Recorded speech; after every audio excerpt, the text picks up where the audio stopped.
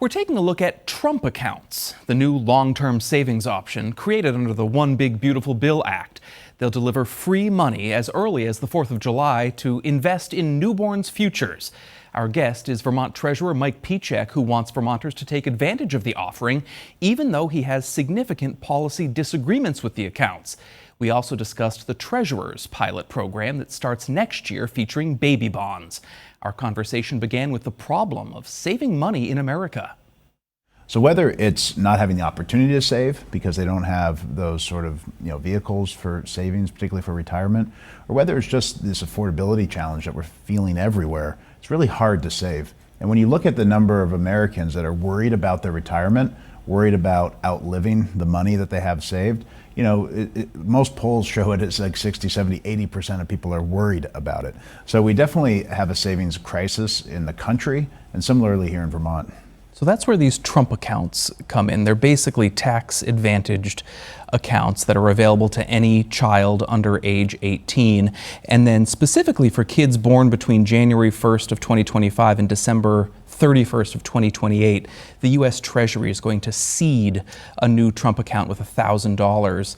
And then parents, grandparents can make contributions to these Trump accounts. The president says it's going to have a big impact. Over the next 15 years, we're going to put $3 to $4 trillion of wealth into the hands of young Americans who otherwise would have really started out with nothing. It's really an amazing thing. This is a place where there's actually some similarity between our approach in Vermont and my approach and what President Trump is doing. We've recognized that there's a need to invest directly in young people to give them more financial resources so that they can use their knowledge and experience and put that toward something to build for their future, to give them opportunity. So our approach is a little bit different than what the Trump accounts are doing, but I think that genesis is there nonetheless between the two approaches. That idea that we need to provide more opportunity for our youngest Vermonters or youngest Americans so that they can afford to build a life for themselves here. The federal government says that for people who contribute $5,000 a year to a Trump account, that account will be worth, because of the way that stock markets tend to earn, that account will be worth $13 million by the time that child reaches age 55.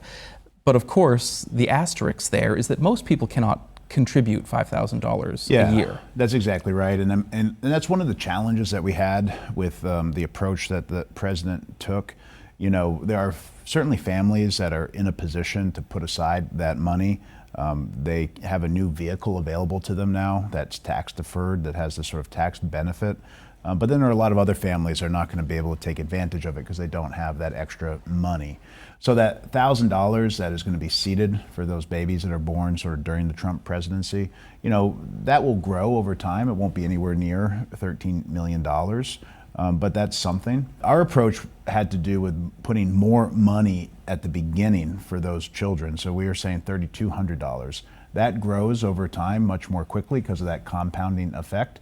And then we also focus on the disadvantaged children, so those that are born into poverty, because what the Trump accounts have the likelihood of doing is actually exacerbating the wealth inequality. With modest additional contributions, these young people's accounts could grow to over $100,000 or more by the time they turn 18. Because those families that are in a position to take advantage of this tax benefit will do that, while those families that are not in a position won't, and it will sort of exacerbate that growing divide we're seeing in our country. Trump accounts also have support from donors and philanthropists, including the Dell Foundation. They're giving $250 to up to 25 million kids in zip codes where the median household income is less than $150,000 a year. That's most of Vermont. Yeah. So that's additional money that could be going to a new Trump account. Right, exactly right. So what our office has been focused on since the Trump accounts passed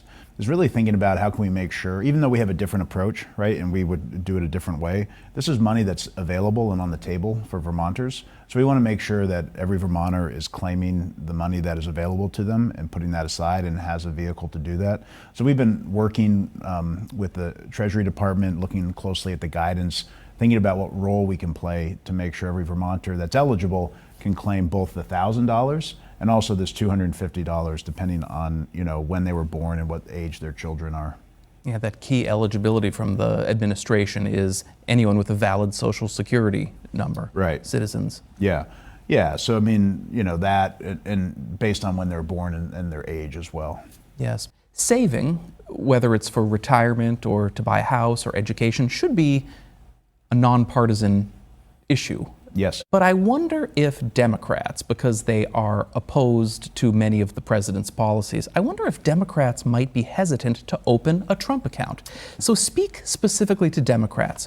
Should they open a Trump account for their newborn and take advantage of this free money? Well, it's a great question, right? And the broadest thing I'll mention first before saying how someone should approach this is, when we have a program in Vermont that is similar, right? It's called First Steps Forward, and under that is a baby bond. The president's announced a program for prescription drugs that's called Trump RX. We have a similar proposal that just passed in Vermont. The president has a proposal about Trump IRAs. We have a similar proposal in Vermont called Vermont Saves. So the difference I just want to point out is we have very similar policy aims on some of these items, but I'm not naming them after myself, nor am I naming them after any other politician.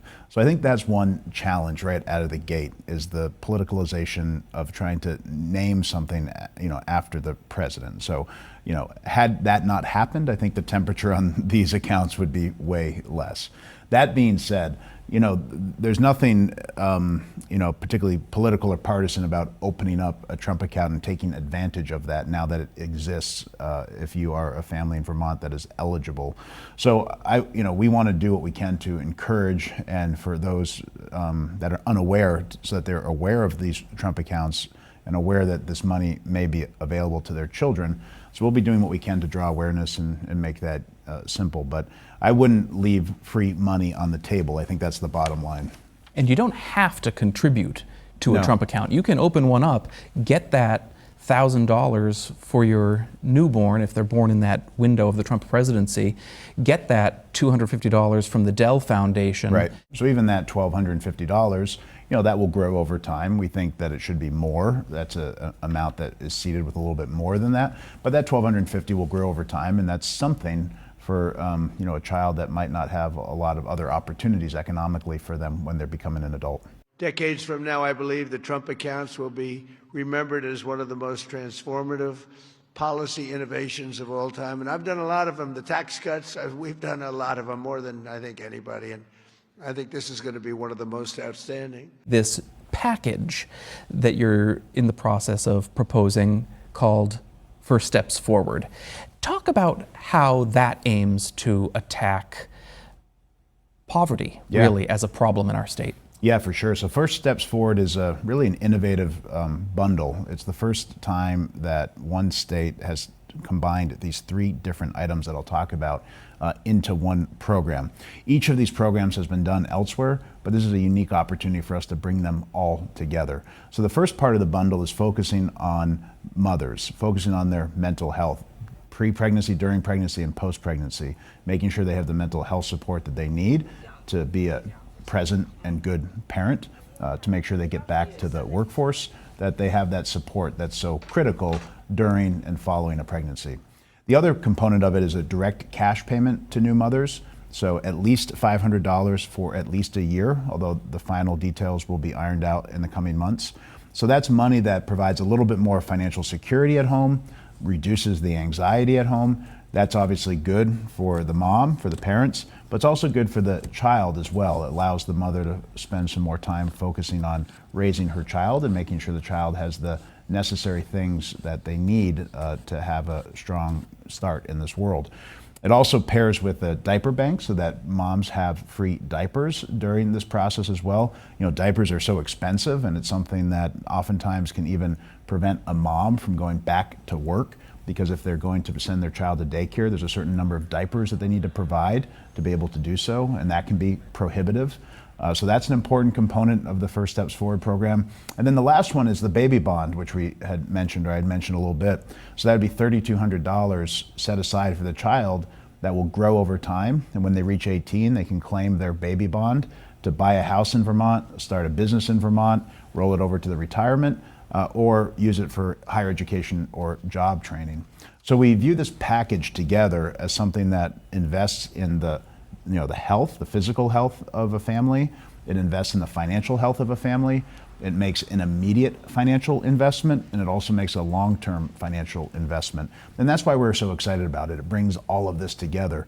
So the pilot would focus on the Northeast Kingdom. It'd be the 3 counties in the Northeast Kingdom. It would start in January of 2027, and it would run for 3 years. So we expect that about 450 families, 450 moms and babies would be involved in the pilot over those 3 years. And we'll have some academic evaluators that will sort of be measuring some key indicators to see how did those lives change over the course of the pilot? How did the mothers' lives change? How did the children's lives change, both economically, financially, but also from a health standpoint as well? We do have 3 policy aims for First Steps Forward. One is to break the generational cycle of poverty.